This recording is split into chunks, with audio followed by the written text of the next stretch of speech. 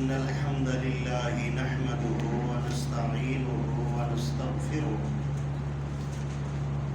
ونعوذ بالله من شرور أنفسنا ومن سيئات أعمالنا من يهده الله فلا مضل له ومن يضلله فلا هادي له وأشهد أن لا إله إلا الله وحده لا شريك له وأشهد أن محمدا عبده ورسوله أما بعد فإن خير الحديث كتاب الله وخير الهدي هدي محمد صلى الله عليه وسلم شر الأمور محدثاتها وكل محدثة بدعة وكل بدعة ضلالة وكل ضلالة في النار. أعوذ بالله السميع العليم من الشيطان الرجيم. بسم الله الرحمن الرحيم. إذا زلزلت الأرض زلزالها وأخرجت الأرض أثقالها وقال الإنسان ما لها يومئذ تحدث أخبارها بأن ربك أوحى لها. اللهم صل على محمد وعلى آل محمد كما صليت على إبراهيم وعلى آل إبراهيم إنك حميد مجيد. اللهم بارك على محمد وعلى آل محمد كما باركت على إبراهيم وعلى آل إبراهيم إنك حميد مجيد. معزز سامعین اور حاضرین، آپ کے سامنے سورہ زلزال کی پہلی چند آیتیں تلاوت کی ہیں۔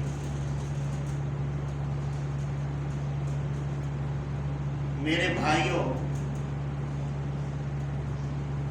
تعریف کے لائق صرف اللہ رب العالمین کی ذات ہے، اور درود اور سلام کے لائق محمد رسول اللہ صلی اللہ علیہ وسلم کی ذات گرامی ہے۔ میرے معزز سامعین اور حاضرین، جیسا کہ آپ کو معلوم ہے کہ آج عید کے بعد پہلا جمعہ ہے۔ میری اللہ سے دعا ہے اللہ رب العالمین آپ کی حسنات کو، آپ کی قربانیوں کو، آپ کے صدقات کو، آپ کے حج کرنے کو اللہ اپنی بارگاہ میں قبول اور منظور فرمائے۔ میرے بھائیوں، ان الفاظ کے ساتھ بات کو شروع کرتے ہی ایک بادشاہ نے اپنی سلطنت کے اندر اعلان کر دیا۔ اعلان کیا کیا کہ ایک ہیرا ہے میرا گم ہو گیا ہے، جو اس کو ڈھونڈ کر لائے گا تو میں اس کو بہت بڑا انعام دوں گا۔ میرے بھائیوں، ساری قوم ہیرا ڈھونڈنے کے لیے ٹوٹ پڑی۔ ایک آدمی جب ہیرا ڈھونڈ کر لے کر آیا تو بادشاہ سلامت نے کہا کہ میں نے انعام سب کو دینا ہے، مجھے علم تھا کہ ہیرا کوئی ایک ہی ڈھونڈ کر لائے گا، لیکن آپ سب نے کوشش کی ہے، لہذا میں کسی کو بھی محروم نہیں کروں گا، بلکہ اپنی حیثیت کے مطابق تمہیں کچھ نہ کچھ انعام دے کر چھوڑوں گا۔ عین یہی بات ہے اللہ کے ہاں کہ کچھ لوگوں نے حج کیے، اور کچھ لوگوں کے دلوں میں حج کی تڑپ تھی، کوشش کرتے رہے، کچھ لوگوں نے قربانیاں کی، کچھ لوگوں کے دلوں میں حسرت رہ گئی، لیکن کوشش انہوں نے نہیں چھوڑی۔ یقیناً اللہ کے ہاں یہ سارے انعام کے حقدار ہیں، اور اللہ سب کو اپنی رحمت سے انعام عطا فرمائے گا۔ میرے بھائیو، اللہ رب العالمین نے قرآن کریم کے اندر جو جہنم سے بچنے کی تدبیر بتائی ہیں، وہ صرف اور صرف محمد رسول اللہ صلی اللہ علیہ وسلم کا راستہ ہے۔ اسی کے آیتوں کے اندر اللہ رب العالمین نے فرمایا کہ جب قیامت کا زلزلہ آئے گا، زمین ہلا دی جائے گی، اور پھر زمین اپنے مردوں کو، اپنے اندر مدفون جو بھی چیز ہوگی ان کو اگل دے گی۔ قاتل کہے گا کہ میں اس کے لیے اپنے رشتہ داروں کو قتل کرتا رہا، ہر آدمی حسرت کرے گا کہ میں اس کے لیے یہ کام کرتا رہا۔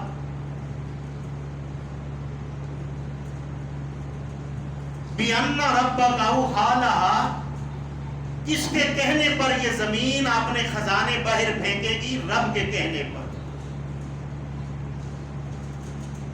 میرے بھائیو، نبی اکرم صلی اللہ علیہ وسلم کا جو راستہ ہے، اس کے بارے میں یہاں سے بات شروع کرتے ہیں۔ ایک آدمی اگر مومن ہے تو مومن کی تشریح یہ ہے، وہ دل سے اللہ کی توحید کو اور اللہ کی صفات کو اور ان کی معرفت کو اپنے دل کے اندر وہ تصور کر لے اور اس پر قائم رہے، اور پھر نبی اکرم صلی اللہ علیہ وسلم جو شریعت لے کر دنیا میں مبعوث ہوئے ہیں، اللہ کے حکم کے ساتھ اس شریعت کے اوپر انسان ایمان لا کر اس پر مضبوط رہے، یہ ہے مومن کے دل کی کیفیت۔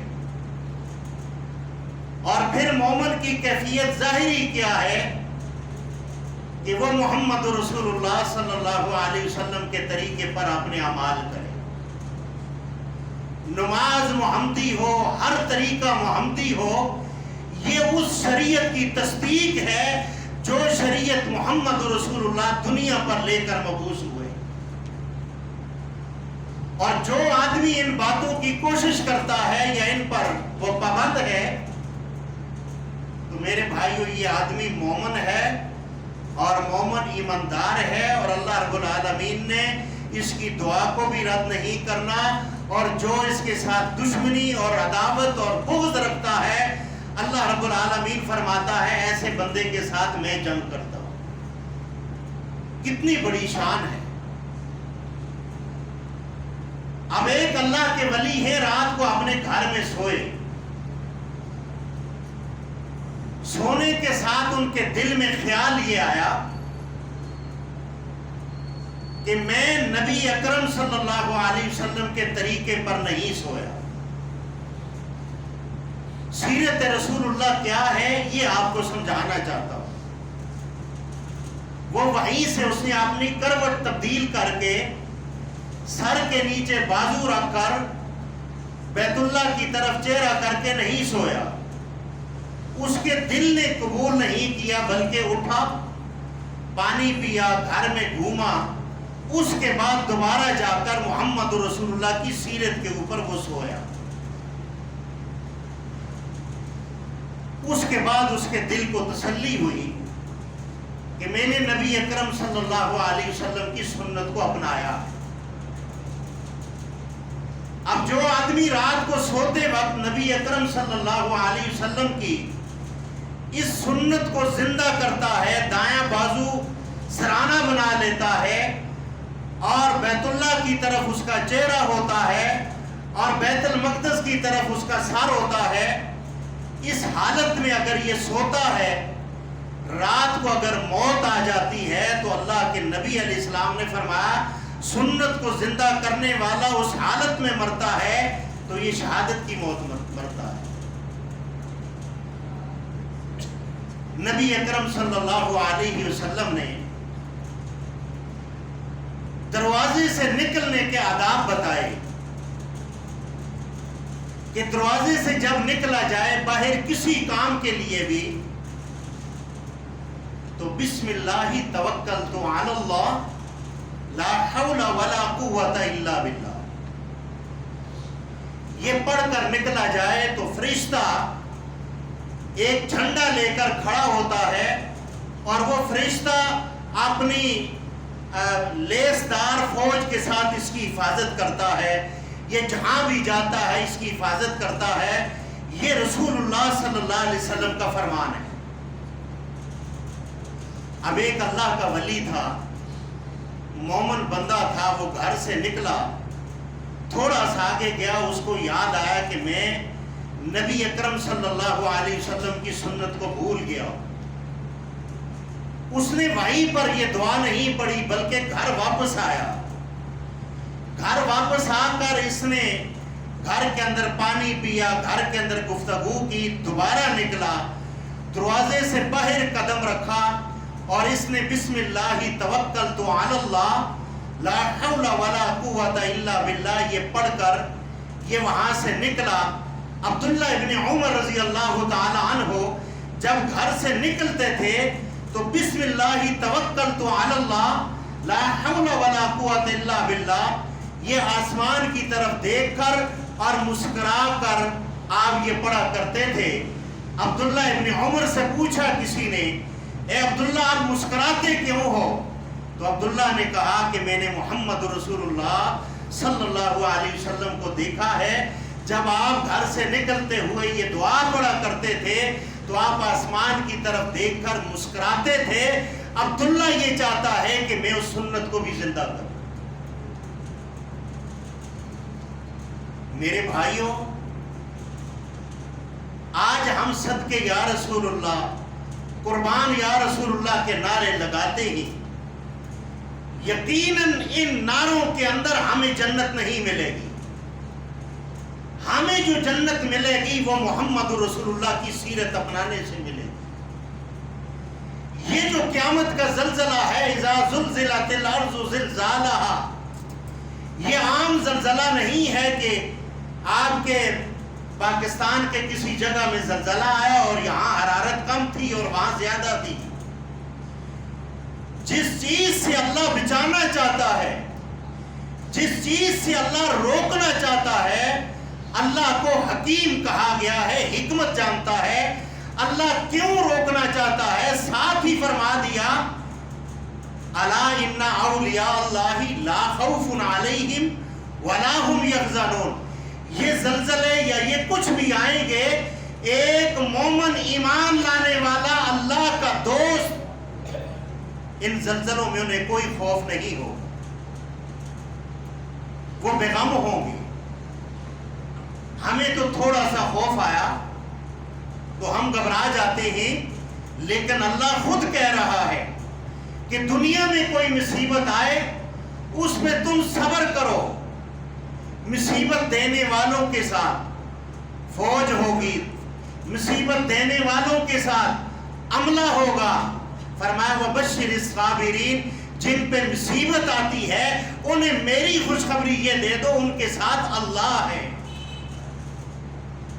تو میرے بھائیوں، جب بھی کوئی مصیبت آئے تو اس کے اندر اگر ایک مومن کا ایمان مضبوط رہا تو اذا زلزلت الارض زلزالها واخرجت الارض اثقالها وقال الانسان ما لها، میرے بھائیوں یہ زمین جب ہلے گی اس طریقے پہ نہیں ہلے گی کہ زلزلہ آیا اتنے اشاریہ کا آیا اور 5 منٹ آیا، 1 منٹ آیا اور ختم ہو گیا، نہیں، سب کچھ تہس نہس ہو جائے گا۔ اس سے پہلے اللہ اپنے بندے کو بچانا چاہتا ہے، ان آفات سے بچانا چاہتا ہے۔ ان آفات سے بچنے کے لیے، ان کی شدت اور ہیبت سے بچنے کے لیے اللہ رب العالمین نے ایک انسان اور کلمہ پڑھنے والے کو محمد رسول اللہ کی سنت عطا فرمائی۔ میرے بھائیو، اللہ کے نبی صلی اللہ علیہ وسلم کی جو شریعت ہے، جو آسمان سے لے کر مبعوث ہوئے ہیں، اور آپ صلی اللہ علیہ وسلم کی شریعت جو آپ کا حکم ہے، وہ آسمان سے جبرائیل امین لے کر آتا ہے، اور آسمان سے اللہ اس شریعت کے طریقے بھیجتا ہے، اور زمین پر جو بجال آتا ہے اللہ رب العالمین فرماتا ہے میں انہیں ضائع نہیں کرتا۔ وہی اللہ کے ہاں نیک انسان ہے، لیکن اس کے لیے آپ نے کیا کوشش کی ہے؟ آپ نے دل کو سمجھایا ہے؟ الا بذکر اللہ تطمئن القلوب۔ یہ دل یورپ اور انگلینڈ جانے کے لیے یہ تو تیار ہے، یہ آپ کو آگے بڑھنے کی کوشش کرے گا، پیسے خرچ کرنے پہ کرے گا کہ آپ یورپ اور برطانیہ جاؤ، پیسے کماؤ۔ کیا دل کو یہ بھی سمجھایا ہے کہ اللہ کا عذاب آنے والا ہے؟ کیا یہ بھی سمجھایا ہے کہ سکرات کی گھڑیاں آنے والی ہیں؟ کیا یہ بھی سمجھایا ہے کہ اللہ کو ہم نے چہرہ دکھانا ہے؟ کیا ہم نے یہ بھی سمجھایا ہے دل کو کہ محمد رسول اللہ کے ساتھ حوض کوثر پر ہماری ملاقات ہوگی، اور محمد رسول اللہ آپ نے دست مبارک سے حوض کوثر عطا فرمائیں گے، اور جب حوض کوثر عطا فرمائیں گے تو فرشتے کہیں گے اللہ کے نبی صلی اللہ علیہ وسلم یہ وہ لوگ ہیں آپ کے جانے کے بعد انہوں نے دین کا بگاڑ کر دیا تھا۔ محمد رسول اللہ فرمائیں گے صلی اللہ علیہ وسلم سحقن سحقن، ان کو لے جاؤ، ایک دیوار حائل ہو جائے گی۔ کن کے درمیان؟ اور کلمہ پڑھنے والوں کے درمیان اور محمد رسول اللہ کے درمیان۔ وجہ کیا ہے؟ وجہ یہ ہے کہ نبی اکرم صلی اللہ علیہ وسلم کے بعد ہم نے اپنے دین کے اصول اور رہنمائی ہم نے قرآن سے نہ سیکھ سکی، ہم نے اس دل کو قرآن پر مطمئن نہ کر سکا، حدیث پر نہ کر سکا۔ ہم نے اپنے پیشواؤں کو، اپنے مولویوں کو اپنے رب کے مقابلے میں دین اور شریعت کے لیے خدا بنا ڈالا، رب بنا ڈالا۔ جو انہوں نے حلال کہا انہوں نے حلال کہا، جو انہوں نے حرام کہا جو انہوں نے حرام کہا۔ کسی کی یہ جرت نہ ہوئی، ان سے پوچھیں تو صحیح یہ دین اور شریعت کا ہے؟ میرے بھائیو، جب تک آپ کا، آپ کی نماز کا، آپ کی حج کا، آپ کے صدقات کا اگر طریقہ محمدی نہیں ہوگا، رب کائنات کی قسم کسی کے پاس کوئی گارنٹی نہیں ہے کہ اللہ آپ کو یا مجھے جنت دے گا۔ میری اور آپ کی جنت اللہ نے رکھی ہے اپنی توحید کے اندر۔ اللہ نے فرمایا اللہ کی صفات پر معرفت اپنے دل کے اندر لے کر آنا۔ جیسے اللہ اپنی صفات کے ساتھ، اپنے علم اور قدرت کے ساتھ ہر جگہ سے دیکھ رہا ہے، لیکن الرحمن علی العرش استویٰ، وہ رحمان عرش پر مستوی ہے۔ میرے بھائیو، آپ کی اور میری بخشش کے لیے، آپ کی اور میری جنت کے لیے وہ مالک قدرت رکھنے والا جو کہتا ہے یا ایھا الانسان ما غرک بربک الکریم، اے انسان تجھے کریم اللہ سے کس نے دھوکے میں ڈال دیا ہے جو اللہ کو چھوڑ کر تو ان کے پیچھے جا رہا۔ وہ اللہ رات کے پچھلے پہر میں 6 آسمان چھوڑ کر آسمان دنیا پر تشریف فرماتا ہے، اور فرما کر وہ کیا کہتا ہے کوئی مغفرت طلب کرنے والا؟ ہے کوئی مجھ سے توبہ کرنے والا؟ میں اس کے گناہوں کو معاف فرما دوں۔ وہ دریائے رحمت کو لے کر آسمان دنیا پر تشریف فرما ہوتا ہے۔ اللہ اپنی شان اور شوکت کے ساتھ ہاتھ پھیلاتا ہے جس نے دن کو کسی نے گناہ کیا ہے، اور اگر وہ دن کے اجالے میں نہیں آ سکتا، رات کی تنہائی میں آ جائے، اور رات کی تنہائی میں آ کر مجھ سے معافی مانگے، اور مستغفرین میں اس کو معاف کرتا ہوں، توبہ کرتا ہے، میں اس کی توبہ کو قبول کرتا ہوں۔ میرا رب العالمین آپ کی اور میری جنت کے لیے بہانے تلاش کر رہا ہے. اور وہ بہانے کیا ہیں؟ نبی اکرم صلی اللہ علیہ وسلم کے دور کے اندر آپ کے معجزات میں سے ایک ایسا معجزہ میں آپ کے سامنے بیان کرنے لگا ہوں. میرے بھائیو، نبی اکرم صلی اللہ علیہ وسلم کے پاس ایک صحابی غریب بیٹھا ہوا ہے. آپ نے اس سے حال چال پوچھا. پوچھنے کے بعد کہا کہ کیا آپ کی بھی کوئی حسرت ہے؟ اس دوران جبرائیل امین آسمان سے زمین پر آ جاتے ہیں. آ کر کہتے ہیں اللہ کے رسول صلی اللہ علیہ وسلم، یہ جو آپ کے پاس بیٹھا ہے یہ کل ظہر کے وقت یہ مر جائے، کل اس نے ختم ہو جانا. نبی اکرم صلی اللہ علیہ وسلم چونکہ رحمت للعالمین ہے پوری کائنات کے لیے، حیوانوں کے لیے بھی، انسانوں کے لیے بھی، چرند اور پرند کے لیے بھی، اور اللہ نے آپ کے اور میرے لیے رحم کی کیا اپیل کی ہے؟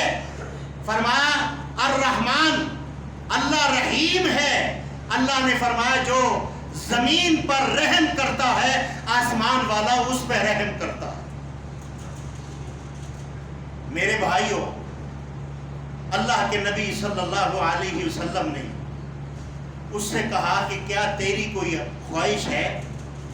کہا اللہ کے نبی صلی اللہ علیہ وسلم، میری دو خواہشیں ہیں جو زندگی میں پوری نہیں ہوئی.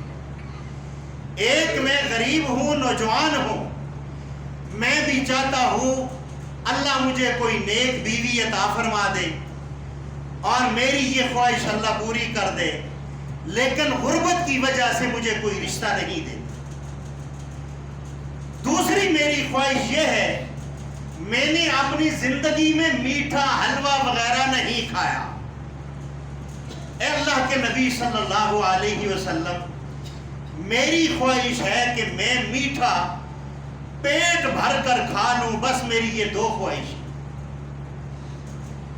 نبی اکرم صلی اللہ علیہ وسلم کو جبرائیل امین نے کہہ دیا تھا کہ یہ کل فوت ہو جائے. آپ نے سیدنا ابوبکر صدیق، عمر، عثمان ان کو بلایا اور بلا کر کہا کہ میٹھے کا انتظام کرو. اور تیسری خواہش یہ اس نے بتائی کہ میرے پاس کوئی مکان نہیں ہے. وَيُؤْثِرُونَ عَلَىٰ أَنفُسِهِمْ وَلَوْ كَانَ بِهِمْ خَصَاصَةٌ. یہ آیت کب نازل ہوئی؟ جب انصار نے مہاجرین کے لیے ماتھے پہ وٹ بھی نہیں چڑھائے، دل کھول کر مہاجرین صحابہ کی مدد کی، ان کے چہرے پہ وٹ نہیں آیا، اپنے گھر بار کھول دیے. وَيُؤْثِرُونَ عَلَىٰ أَنفُسِهِمْ وَلَوْ كَانَ بِهِمْ خَصَاصَةٌ. اللہ نے آسمان سے یہ آیت نازل فرمائی. فرمایا کہ کسی کی کوئی نوجوان بیٹی ہے؟ ایک صحابی کہنے لگا اللہ کے نبی صلی اللہ علیہ وسلم، میری چچزاد بہن ہے، وہ نیک ہے اور انتہائی نیک ہے، اور اس کی بھی غربت کی وجہ سے کوئی رشتہ نہیں لیتا. فرمایا اس کے والد کو بلاؤ. جب بلایا اور کہا کہ تیری بیٹی کا میں ابھی نکاح کرتا ہوں، صحابہ کو کہا گھر کا انتظام کرو. گھر کا انتظام ہو گیا. کہا میٹھے کا انتظام کرو. دو جہان کے سردار محمد رسول اللہ صلی اللہ علیہ وسلم نے نکاح پڑھایا، اور نکاح پڑھا کر یہ نیک خاتون ساتھ روانہ کر دی. گھر کے اندر سامان بھی لگ گیا. میرے بھائیوں، آپ صلی اللہ علیہ وسلم نے اس گھر کے ارد گرد ایک صحابی رسول کی ڈپٹی لگا دی. ڈپٹی یہ لگائی کہ تو نے اس گھر کا چکر لگانا ہے اور کل زور تک لگانا ہے، اور اس گھر سے رونے کی آواز آئے تو میرے پاس آ جا. میرے بھائیوں، صحابی نماز پڑھتا ہے اور گھر گرد گرد چکر لگاتا ہے، اور چکر لگا کر ظہر گزر گئی، عصر گزر گئی. آ کر اللہ کے نبی صلی اللہ علیہ وسلم کو کہتا ہے اے اللہ کے نبی صلی اللہ علیہ وسلم، وہاں سے رونے کی آواز نہیں آئی، ہاں یہ آواز ضرور آئی ہے، اندر خوشی اور اظہار ہو رہا ہے اور میاں بیوی کی یعنی کہ خوشی کی باتیں اور ان کی اپنی یعنی خوشی کی باتوں کا ذکر ہو رہا ہے، لیکن وہاں پہ رونے کی آواز نہیں آتی۔ اللہ کے نبی صلی اللہ علیہ وسلم نے الحمدللہ کہا، اور پھر جبرائیل امین آگے کہا جبرائیل امین یہ کیا ماجرا ہے کہ کل جو ہے آپ نے کہا تھا کہ یہ اس نے کل ظہر کے وقت مر جانا ہے، لیکن یہ مرا نہیں، کیا وجہ ہے؟ اس سے بلایا اور جبرائیل امین نے کہا اللہ کے نبی اس نے اللہ کے راستے میں صدقہ کیا، جب اس کے پاس وہ میٹھا بن کر آیا، اس کے دروازے پر دستک دی، اور دستک دینے والا سائل یہ کہتا ہے کہ میں نے 3 دن سے کھانا نہیں کھایا، اللہ کے لیے مجھے کھانا دو۔ جب اس نے کھانا دیا، آسمان والے رحمان نے اس کی عمر میں برکت عطا فرما دی۔ یہ جو صدقہ دینے کے بعد اکثر آپ نے سنا ہوگا کہ عمر میں صدقہ برکت کرتا ہے، موت کے وقت صدقہ دینے والا اس کی سختیوں میں کمی ہوتی ہے، اور قبر کے اندر صدقہ جو ہے جہنم کی آگ، قبر کی آگ کو اور قبر کے عذاب سے اس کو بچاتا ہے، اور میدان محشر پر صدقہ جو ہے دینے والا یہ اللہ کے ہاں اس کے لیے آسانیاں ہوتی ہیں۔ اسی لیے جب قبر کے اندر مرنے کے وقت جو آدمی حسرت کرتے ہیں کہ اے اللہ ہمیں تھوڑی سی مہلت دو، کیا کرنا ہے؟ فَأَصْفَدَّقَ وَأَكُن مِّنَ الصَّالِحِينَ، میں دنیا پر جا کر صدقہ کروں گا اور نیک اور صالح لوگوں میں سے ہو کر میں آؤں۔ میرے بھائیوں، آپ صدقہ کیا کرو اللہ کے راستے کے اندر۔ آپ دنیا کے اندر کسی مسلمان کی حاجت ہے اس کو پوری کیا کرو۔ پھر اگر آپ اپنی عمر کے اندر اگر برکت چاہتے ہیں تو سب سے بہترین صدقہ میں آپ کو بتانا چاہتا ہوں، اگر آپ وہ صدقہ کریں اس کے ثمرات دنیا میں بھی دیکھیں، اور اس صدقے کے ثمرات موت کے وقت بھی آپ کو نظر آئیں گے، اور اس صدقے کے ثمرات آپ کو میدان محشر میں بھی نظر آئیں گے۔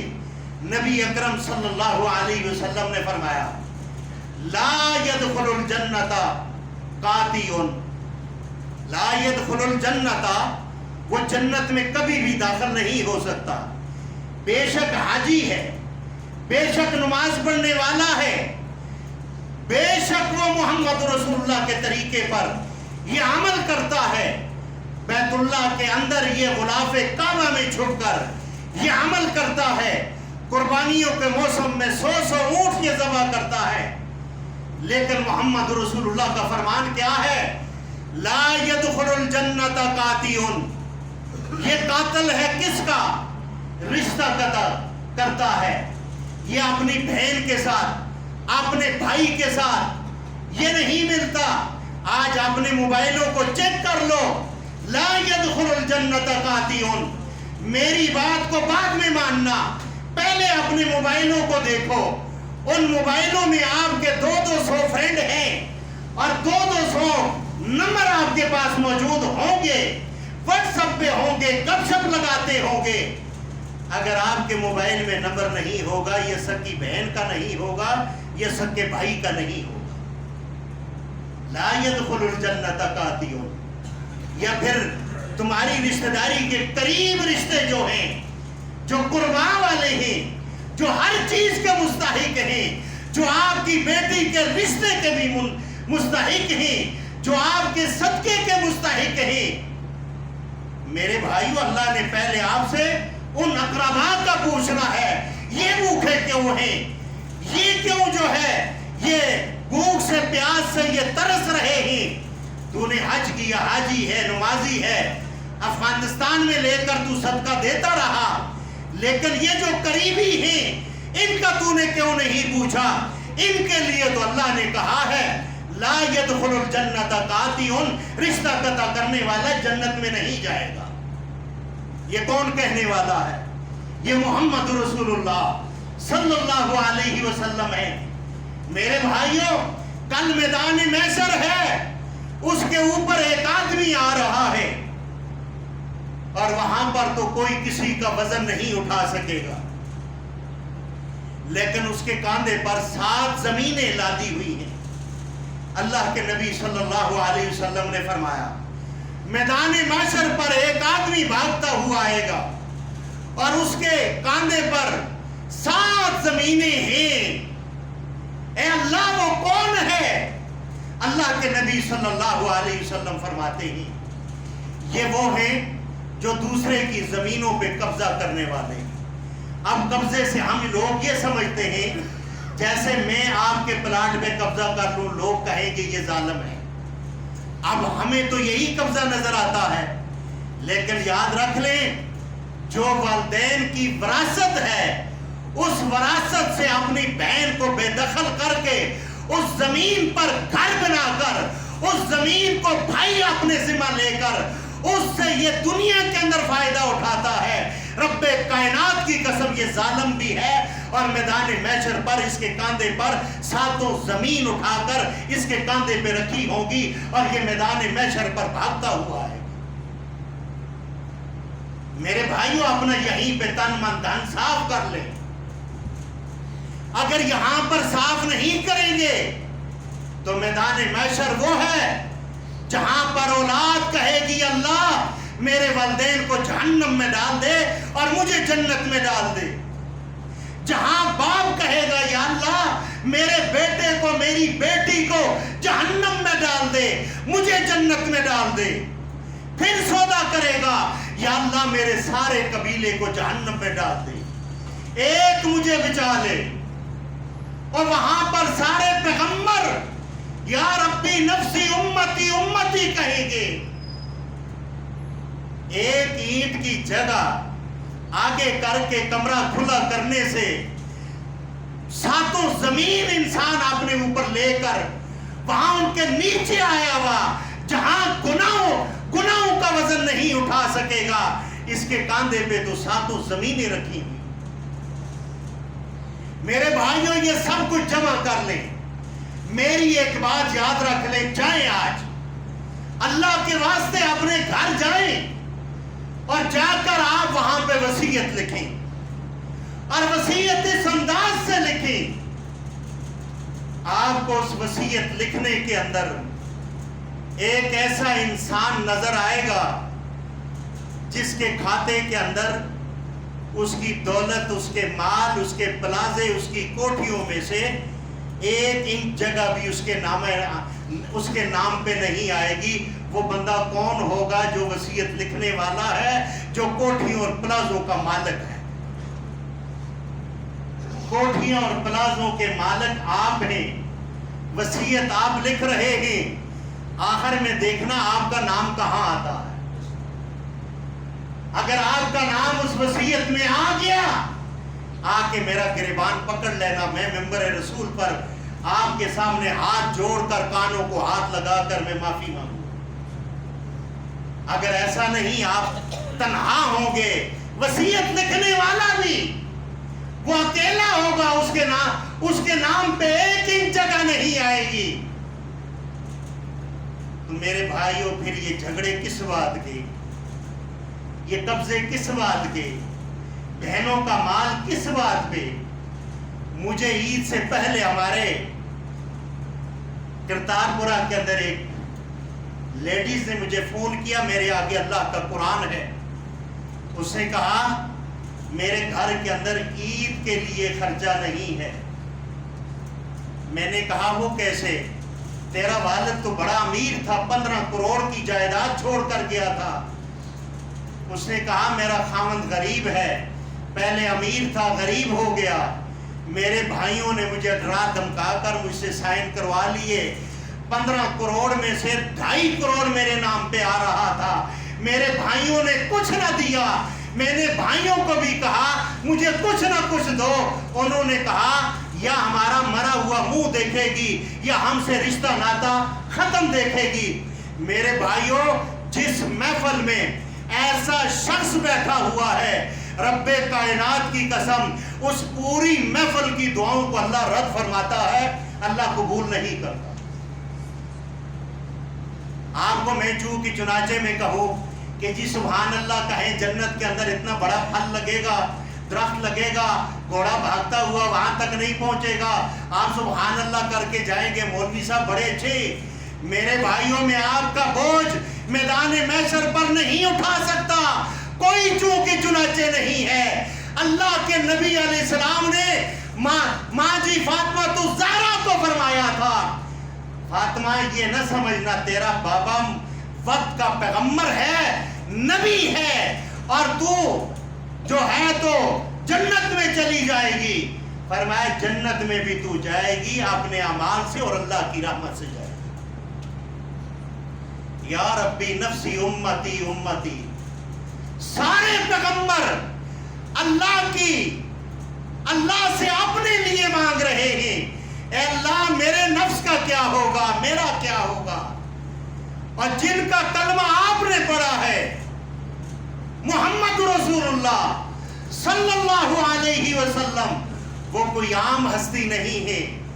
آپ فرماتے ہیں میں نے ابھی اعلان نبوت نہیں کیا تھا، اس سے پہلے بھی میں ان پتھروں کو جانتا ہوں اور اس سے بعد بھی ان پتھروں کو جانتا ہوں جو مجھ پہ درود اور سلام پڑھا کرتے تھے۔ اللہ کے نبی وہ ہیں جو عالم ارواح سے لے کر عالم دنیا کے اوپر رحمت للعالمین بن کر دنیا پر مبعوث ہوئے، اور جن کا کلمہ آپ پڑھتے ہیں، رب کائنات کی قسم وہ میدان محشر پر بھی یہ کہیں گے یا ربی امتی امتی۔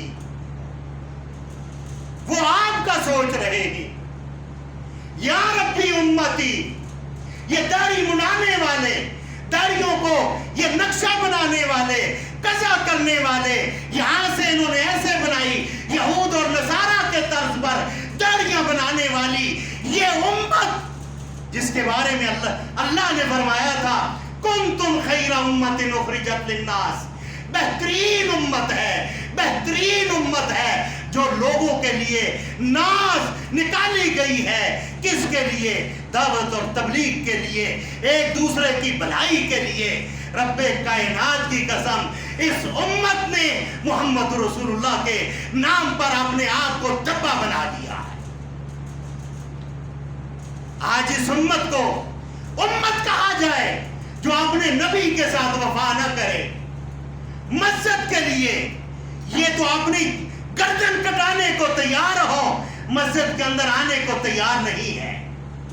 صدقے یا رسول اللہ، قربان یا رسول اللہ، صدقے یا رسول اللہ، پاؤں کی تصویر، نالین مبارک کی تصویر، جو نالین مبارک کی تصویر ہے ہی نہیں، اس کو سر پہ اٹھا لیا اور جو چہرے پر تھی اس کو نالی میں گرا دیا، اور پھر کیا یہ کنتم خیر امت اخرجت للناس۔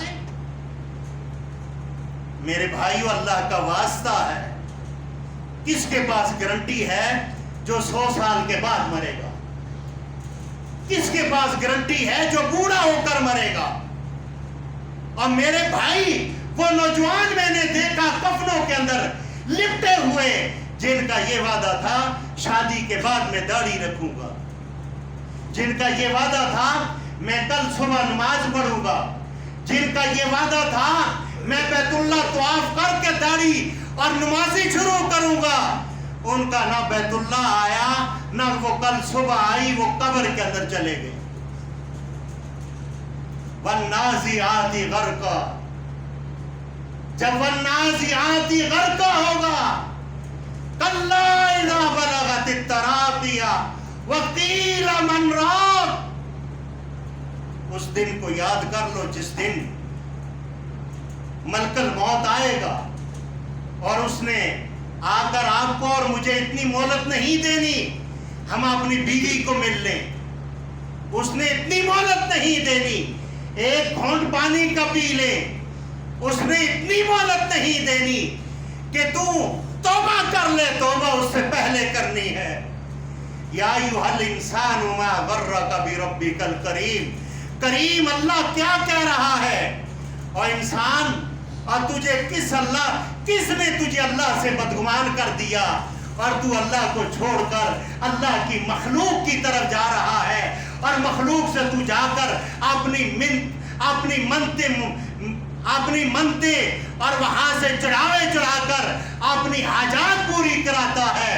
اور میرا رب کہہ رہا ہے تیرا گھر ہے, تیرے گھر کی کھرلی ہے, تیرے گھر کا جانور ہے, اور اس گھر کا تیرے گھر کا جانور تجھے چھوڑ کر کسی اور سے چارہ نہیں مانگتا, اور تو رب کریم کو چھوڑ کر رب کریم کی مری ہوئی مخلوق اور ان کو تو داتا اور غوث اعظم کہتا ہے. رب کائنات کی قسم میرا رب کہتا ہے جب میرے مقابلے میں تم میری مخلوق کو داتا اور غوث اعظم کہتے ہو تو رب کا غصہ اس پر رحمت اللہ کی حاوی آ جاتی ہے, ورنہ زمین اور آسمان کو اللہ توڑ کر پھینک دے. کہ غوث اعظم کس کو کہا جاتا ہے؟ خزانے بخشنے والا کون ہے؟ خزانے بخشنے والا غوث اعظم کون ہے؟ سب کہو ایک اللہ, ایک اللہ. یہ عقیدہ لے کر جاؤ اللہ کی ذات اور صفات کے علاوہ اس کائنات میں کوئی غوث اعظم نہیں ہے. اللہ کے علاوہ سارے غوث شوث خلی ولی رب کائنات کی قسم غوث اعظم صرف ایک اللہ ہے. یہ عقیدہ بناؤ گے موت بھی سکون کی ہوگی. یہ عقیدہ بناؤ گے اللہ میدان محشر پر عرش کا سایہ نصیب فرمائے گا, اور یہ عقیدہ بنے گا میدان محشر پر 50,000 سال کا ایک دن ہوگا. کتنے سال کا؟ 50,000 سال ایک دن. جسم ننگا, پاؤں ننگے, سر ننگے, وہاں پر صدقہ کام آئے گا, وہاں پر عقیدہ توحید کام آئے گا. اور جن لوگوں نے یہاں پر اپنے بابوں کو سب کچھ بنایا ہے کہ اللہ سے چھڑا لیں گے, رب کائنات کی قسم کل میدان محشر آنے والا ہے. قرآن کے اندر بھی کل کا ذکر ہے. کل سے مراد وہی میدان محشر. دیکھ لینا ان کا حشر کیا ہوگا. میرا رب کہے گا ان اللہ لا یغفر ان یشرک بہ ویغفر ما دون ذلک لمن یشاء.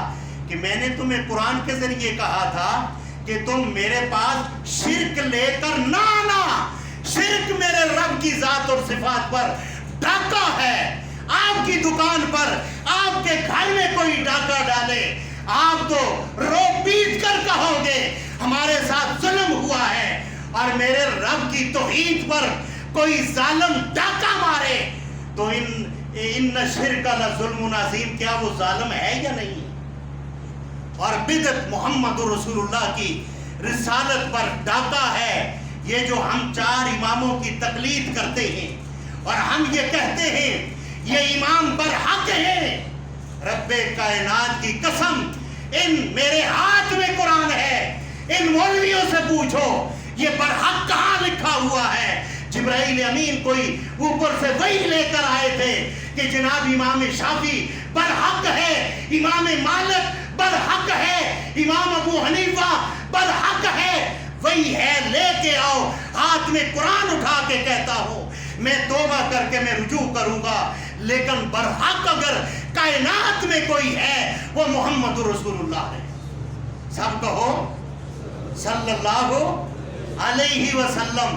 اس برحق نبی کا کہنا بھی مانو, اس کا طریقہ بھی مانو, وضو بھی محمدی بنا لو, سینے پر ہاتھ باندھو, رفع الیدین کرو. یہ میرے محمد رسول اللہ کی پیاری سنت ہے. کھینچ مصور ایسا نقشہ جس میں اتنی صفائی ہو, اس طرف فرمان محمد ہو اور اس طرف گردن جھکائی ہو. سبحان ربک رب العزت عما یصفون.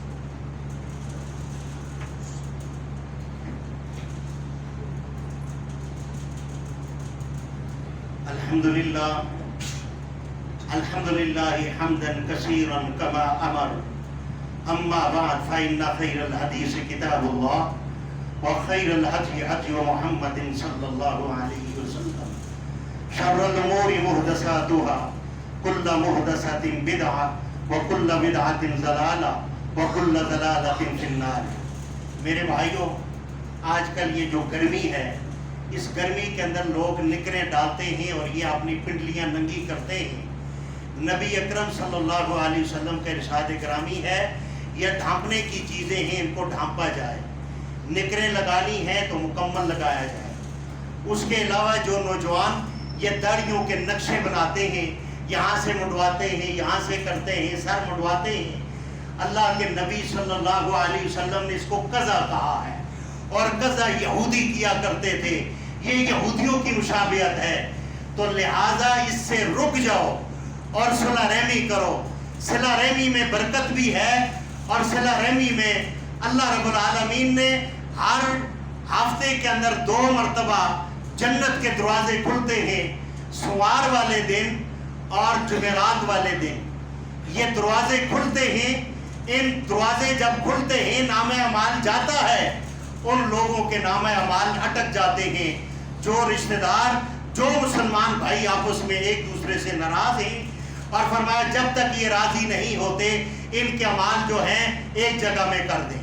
لہٰذا سوار اور جمعرات کو دروازے کھلتے ہیں، اس سے پہلے اپنے رشتہ داروں کو راضی کر لو۔ اور سب سے بہترین صدقہ جو میں کہہ رہا تھا وہ صدقہ ہے، آپ کا رشتہ دار جو ناراض ہے، آپ کا نام لینے پر تھوکتا ہے، آپ اس رشتہ دار پر صدقہ کرو، اس کے ثمرات دنیا میں بھی دیکھو اور آخرت میں بھی دیکھو۔ اللہ رب العالمین ہم سب کو اسوہ حسنہ پر چلنے کی توفیق عطا فرمائے۔